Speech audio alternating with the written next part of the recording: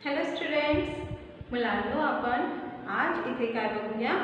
आपण आज एक नवीन उकार, ठीक है, क्या पढ़ेंगे हम आज बड़े ऊ की मात्रा चिन्ह, क्योंकि इसके पहले हमने छोटा ऊ यापूर्वी आपण लहान ऊ म्हणजेच पहिला उकार आणि त्याच्यापासून तयार होणारे शब्द व त्यावर आधारित असणारा अभ्यास बघितला। हमने क्या क्या पढ़ा इसके पहले वाले वीडियोस में। हमने अभी पार्ट 5 स्टार्ट किया था, उसमें हमने पार्ट 5 में पढ़ा छोटा ऊ म्हणजे काय बघितलं आपण लहान ऊ। हा आहे लहान ऊ, ये क्या है छोटा ऊ। छोटे ऊ की मात्रा कैसे पढ़ी थी हमने, ऐसी कसी व्यंजनाच्या खाली डाव्या बाजूला, इस तरीके से पढ़ा। फिर इसके बाद हमने इससे बनने वाले शब्द भी देखे। आता अपन लहान ऊ नंतर बघूया मोठा ऊ। छोटे ऊ के बाद क्या पढ़ेंगे बड़ा ऊ, छोट्या ऊ नंतर मोठा ऊ। आता मोठा ऊचा उकार त्याला म्हणतात दुसरा उकार, इसे क्या कहते हैं दूसरा उकार। तर आज आपण या व्हिडिओ मध्ये दुसरा उकार पासून तयार होणारे शब्द बघूया, ठीक आहे। इथे लिहूया आपण मोठा ऊ आणि याचं वाचन कसं करायचं, इसे कैसे पढ़ेंगे दूसरा, यस दूसरा उकार, त्याला आपण वाचूया म्हणायचं दुसरा उकार। काय वाचायचं दूसरा उकार। दूसरा उकार ऐसे इसको हम पढ़ेंगे, यानी हम आज बड़े ऊ की मात्रा चिन्ह लगाकर बनने वाले कुछ शब्द देखेंगे, ओके। काय बघूया दूसरा उकार लागून तयार होणारे शब्द, कळलं एवढं। दुसरा उकार आहे बड़े ऊ की मात्रा। आता दूसरा उकार कुठे लागतो, जैसे हा आहे क हवे, जैसे ये क है, इसमें हमने छोटा ऊ यानी पहिला उकार अशा प्रकारे लावला, हा झाला पहिला उकार। आणि आता याच क ला आपण दुसरा उकार कसा लावू, ओके। ये है छोटे ऊ की मात्रा और ये है बड़े ऊ की मात्रा, तो ये हमारा हो चुका है। अब हम पढ़ेंगे बड़े ऊ की मात्रा। आपण काय बघूया आता दुसरा उकार म्हणजे मोठा ऊ चे मात्रा चिन्ह। दुसरा उकार पासून तयार होणारे काही शब्द। आता मुलांना बघा बोर्डवर मी काही चित्र काढलेले आहेत ना बच्चों, मैंने बोर्ड पर कुछ पिक्चर्स ड्रॉ किए हैं। अब आपको इन पिक्चर्स को देखना है और इन पिक्चर्स का बस नाम आइडेंटिफाई करना है। फिर वो उसको हमने कैसे लिखा है यह हम बताएंगे, ठीक है। दिलेली चित्र बघायची आणि ओळखायचे की ते चित्र कशाचे आहे, मतलब पिक्चर्स देखना है और उनको पहचानना है कि वो पिक्चर्स किस चीज के हैं। सर्वप्रथम बघा पहले चित्र, फर्स्ट पिक्चर देखिए आप सबसे पहले। फर्स्ट पिक्चर में क्या दिखाई दे रहा है आपको, काय दिसत आहे पहिल्या चित्रामध्ये।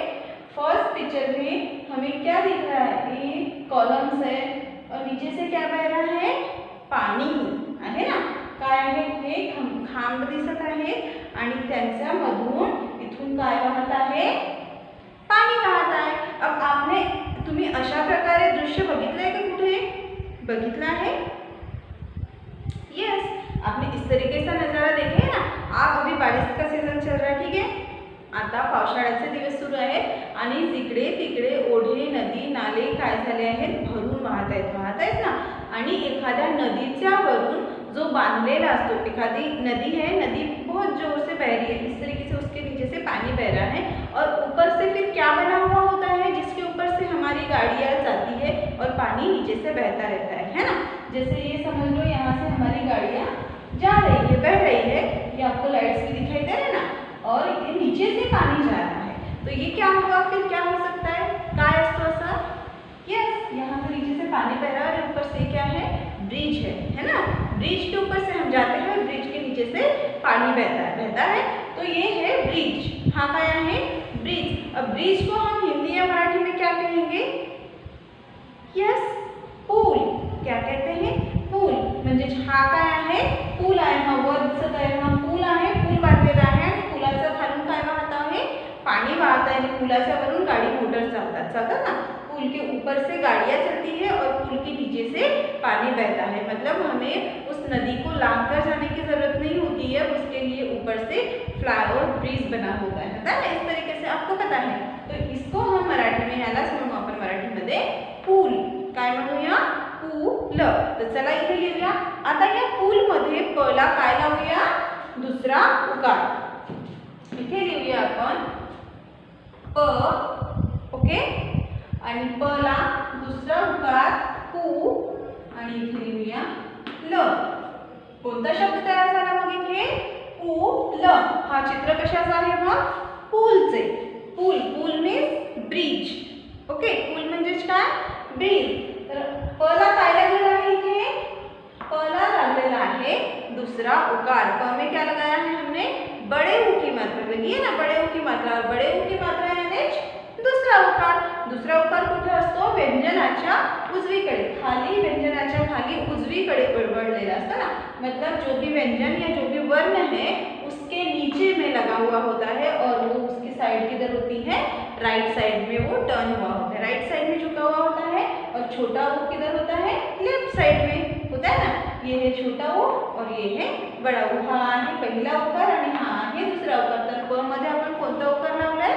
प में कौन सी मात्रा लगाई है? आपण प ला लावला आहे दूसरा उकार. प में दूसरा उकार यानी सॉरी बड़े ऊ की मात्रा लगाकर बना हुआ है शब्द पूल. ओके, त्यानंतर ये फर्स्ट पिक्चर समझ में आ गया आपको. अब हम देखेंगे दूसरा. आता दुसरं चित्र बघूया. दुसरं चित्र कशाचं आहे हे आपण यापूर्वी सुद्धा बघितलंय का तुम्ही? नाही बघितलं, कारण आपण दूसरा उकार अजून सीखा नहीं. हमने अभी तक बड़े ऊ की मात्रा चिन्ह पढ़ी ही नहीं है. तो कैसे पढ़ेंगे, है ना. अब हम पढ़ रहे हैं बड़े ऊ की मात्रा म्हणजे दूसरा उकार. तर दुसरा उकार लागून तयार होणाऱ्या शब्दांमधून हा एक आहे. अब ये क्या है? आप इसको पहचान सकते हैं? Yes, easily. आप अगर अपने बुक में आप पिक्चर देख रहे हैं तो जरूर पहचानेंगे. ठीक है ना. तुमच्या बुकमध्ये पेज नंबर 31 वर दिलेली आहेत ना हे सगळे चित्र काढलेले. सारे पिक्चर्स है ना उसमें ड्रॉ किए हुए. उसमें से मैंने बस 3 पिक्चर्स ड्रॉ किए हैं. तो ये क्या है?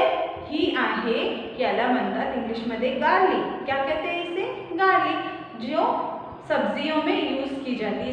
इसको मसाले में पिसा जाता है. मसाला ही बनाने के लिए इसका यूज होता है ना. हे मसाल्यासाठी तयार केली जाते. तर मग ही काय असणार? ही आहे लसूण. काय आहे ही? लसूण.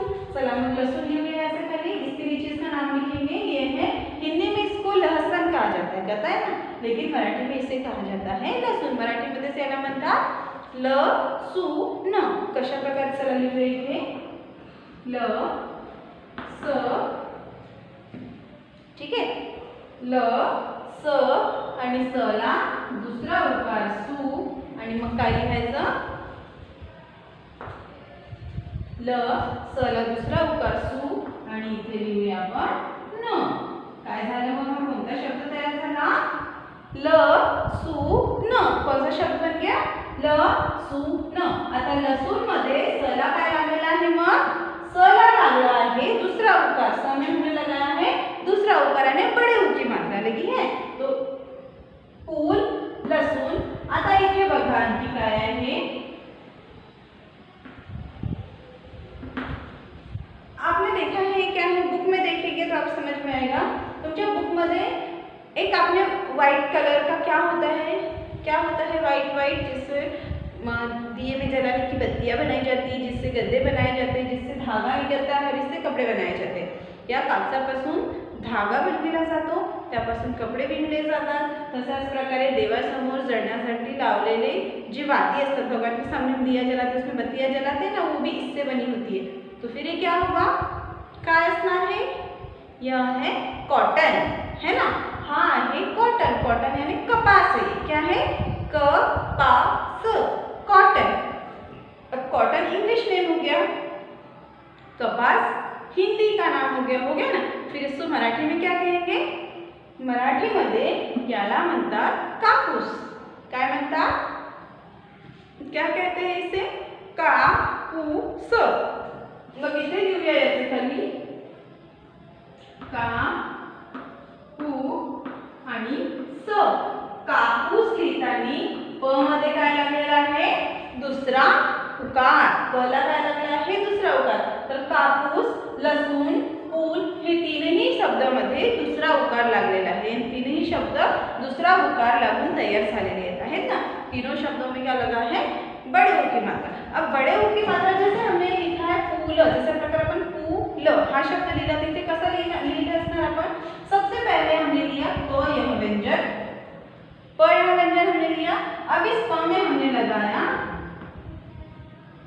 या प मध्ये आपण लावला दुसरा उकार.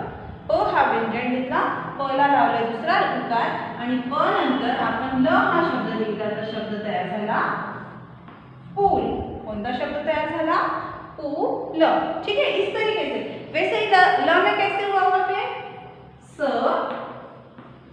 में मात्रा लगी है ना, स ला मात्रा लागली म्हणून आपण स च बघूया. स. आता या स ला आपण लावला दुसरा उकार सु आणि मग कोणता शब्द तयार केला? लसूण. ठीक आहे. तसेच प्रकारे हा प ला दुसरा उकार पू आणि तयार झालेला शब्द स. का पू स. अशा प्रकारे आपण एक एक व्यंजने घेऊन त्यांना दुसरा उकार लावायचा आणि त्यापासून तयार होणारे शब्द बघितले. ठीक है, इस तरीके से आप दूसरे शब्द बना सकते हैं. तो पटकन ही तब तक कि आप पहले पिक्चर्स ड्रॉ कर लीजिए. इसके बाद हम बड़े ऊ की मात्रा लगाकर बनने वाले और कुछ शब्द देखेंगे. ठीक है, सो राइट इट फास्ट.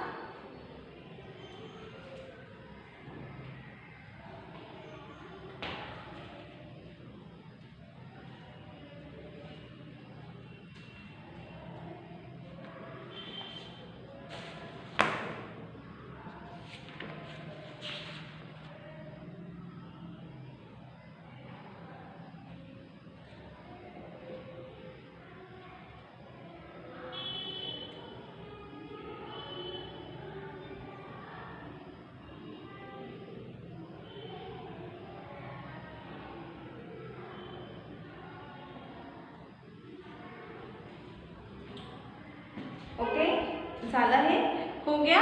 अब हम इसी तरीके से और कुछ व्यंजन लेंगे और उनमें बड़े ऊ की मात्रा लगाकर क्या लिखेंगे? कुछ शब्द बनाएंगे. अशाच प्रकारे आपण आणखी काही व्यंजने घेऊ और कुछ वर्ण लेते हैं और उनमें हम बड़े ऊ की मात्रा लगाकर उनसे बनने वाले शब्द देखेंगे. ठीक है,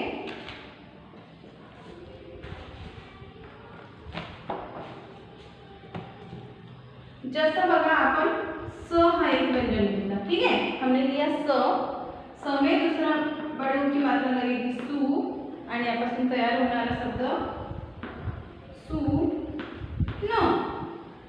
ठीक है, स के बाद हमने उसमें दूसरी मात्रा लगाई और फिर उसके बाद बन गया सून यह शब्द. तशाच प्रकारे ख ला दुसरा उकार खू आणि ख पासून तयार खू ला लागून तयार होणारा शब्द खून है. वैसे ही अशाच प्रकारे आपण आणखी काही शब्द बनवू शकतो, जसं चूल, मूल. ओके, चूल, मूल. तसंच प्रकारे माणूस, मलाचा खाना मा, नू, स, माणूस, पाऊस, पा, ऊ, स. पाऊस. आता इथे पाऊस, इसमें देखो पाऊस हा शब्द लिहिलाय. पाऊस या शब्दामध्ये मोठा ऊ ऑलरेडी आलेला है ना. पाऊस इस शब्द में क्या हुआ है? बड़े ऊ की मात्रा, बड़ा ऊ आया हुआ है, इसीलिए यहाँ ये क्या है? स्वर है. और स्वर होने की वजह से इसमें किसी भी व्यंजन में हमने मात्रा, अब स्वर को मात्रा लगाएंगे क्या? नाही. स्वरांचे स्वतःचे मात्रा चिन्ह असतात, तर स्वरांचे मात्रा चिन्ह हे कशावर लावले जातात? व्यंजनांना लावले जातात. ते स्वराला लावले जातात का? नाही. स्वरांचे मात्रा चिन्ह हे व्यंजनावर लावले जातात. परंतु हा आहे स्वर. स्वर आहे म्हणून इथे स्वर. आता ऊ ला आपण ऑलरेडी ये ऊ लिखा हुआ है. अब इसमें हम बड़े ऊ की मात्रा कैसे लगा सकते हैं? अब इसमें हम ऐसे बड़े ऊ की मात्रा लगाएंगे क्या? अशा प्रकारे आपण मोठे ऊ से चिन्ह लावू का? नाही. हे काय आहे? चुकीचं आहे. कारण हा आहे मोठा ऊ आणि याचाच मात्रा चिन्ह हे न लिहिता त्या ठिकाणी आपण हे लिहितो. ये जो बड़ा ऊ है, इसमें हम बड़े ऊ की बड़ा ऊ न लिखते, उसमें बड़े ऊ की मात्रा चिन्ह लगाते. जैसे हमने यहाँ शब्द लिखा है अभी स. आता या स ला आपल्याला हे लावायचे, याचे मात्रा चिन्ह. व्यंजन स्वर लावायचे का नाही? स्वराचे मात्रा चिन्ह. तर ह्याचे मात्रा चिन्ह आहे हे, म्हणून याला आपण मात्रा चिन्ह कसे लावू? स ला दूसरा उकार सु. इसलिए जहाँ पे भी व्यंजन स्वर आता है वहाँ उनके मात्रा चिन्ह नहीं लिखे जाते, सिर्फ स्वर लिखा जाता है, और जहाँ स्वर नहीं होता और व्यंजन को स्वर का मात्रा चिन्ह लगाना होता है तब उसके जगह उसके मात्रा चिन्ह लगाए जाते. पता है ना आपको. ज्या ठिकाणी स्वतः स्वर असतो तिथे मात्रा चिन्ह लावले जात नाही, पण व्यंजनांना जर स्वरांचे मात्रा चिन्ह लावायचे असते तेव्हा स्वर न लावता स्वराचे मात्रा चिन्ह त्याखाली आपण किंवा त्याच्या खाली वर अपन लिखो ना. तो ये पता है आपको, इसमें कंफ्यूज होना है. इसलिए इसमें पाऊस लिखा है. पाऊस हा शब्द लिहिला आहे, इथे आपण ऊन लिहिलं आहे म्हणून त्यामुळे त्याच्या मात्रा चिन्ह दिलेला नाही. ओके. तर स्टुडेंट्स, मुलांनो, हे जे आपण शिकलो, बच्चों हमने जो आज पढ़ा है बड़े ऊ की मात्रा चिन्ह ने क्या मोठे ऊचे मात्रा चिन्ह म्हणजे दुसरा उकार आणि त्यापासून तयार होणारे शब्द बघितले. तर अशाच प्रकारे काही शब्द तुम्हाला तुमच्या वहीमध्ये लिहायचे. मुलांनो बघा, आपके बुक में देखो पेज नंबर 32 वर हे काही शब्द दिलेले आहेत ना, आणि इथे रिकाम्या जागेत हे शब्द तुम्हाला पूर्ण करायचे. ये आपके लिए होमवर्क है, इसको आपको कंप्लीट करना है. और वैसे ही अशाच प्रकारे आपके लिए होमवर्क है ये पेज नंबर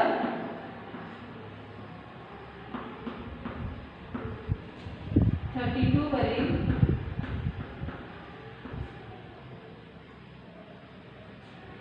सॉरी, ये तो आपको लिखना है. ठीक है, ये आपको बस ओरल बता दिया है मैंने, इसको आपको कंप्लीट करना है.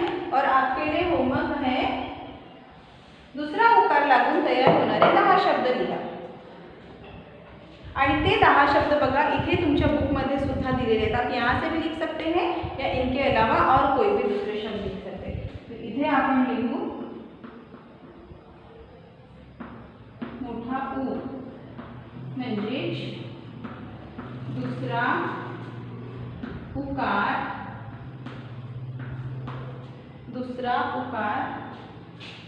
लागून तयार होणारे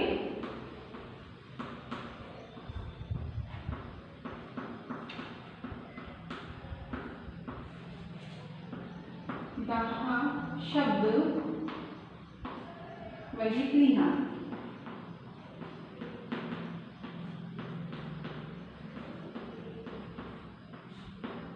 हे आहे पेज नंबर 32 वर दिलेला आहे आणि पेज नंबर 32 वर आहे. त्यातील आणि दुसरे शुद्ध असे करून एकूण 10 शब्द वहीत लिहायचे. Okay students, bye everyone.